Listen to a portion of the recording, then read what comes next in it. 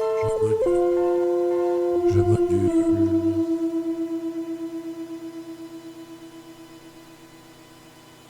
On peut réécouter. Voilà. Je module, je module, je module, je module, je module, je module, je module, je module, je module,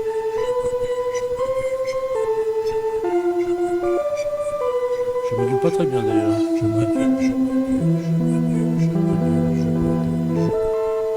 Bon, en fait, c'est parce que je passe par le système de vidéo et ça, c'est pas top. C'est bizarre, je pensais que. Bon, déjà.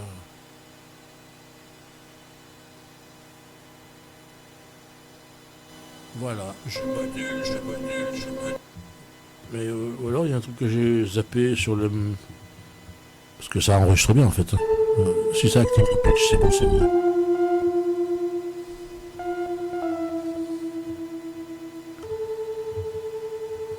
Ouais, si normalement ça doit marcher, il n'y a pas de raison. Voilà, on va refaire un test, mais je pense que ça vient d'ailleurs.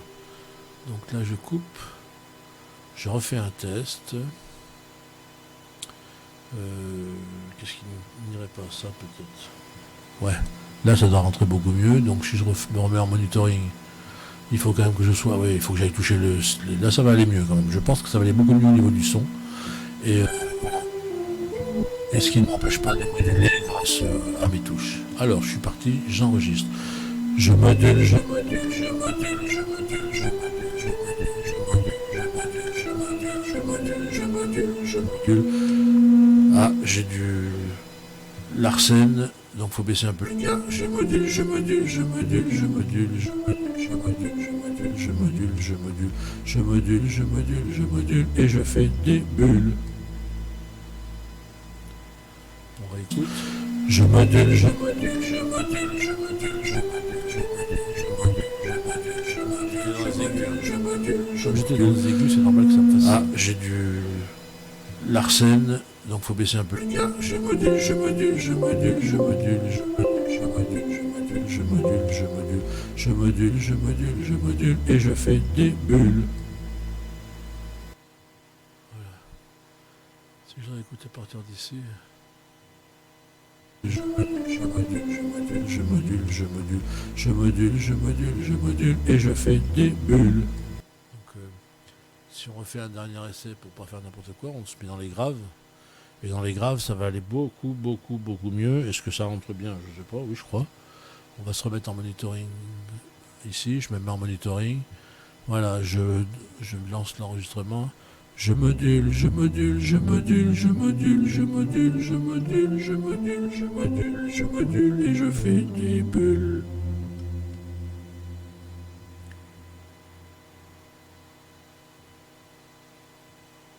Je module, je module, je module, je module, je module, je module, je module, je module, je module et je fais des bulles.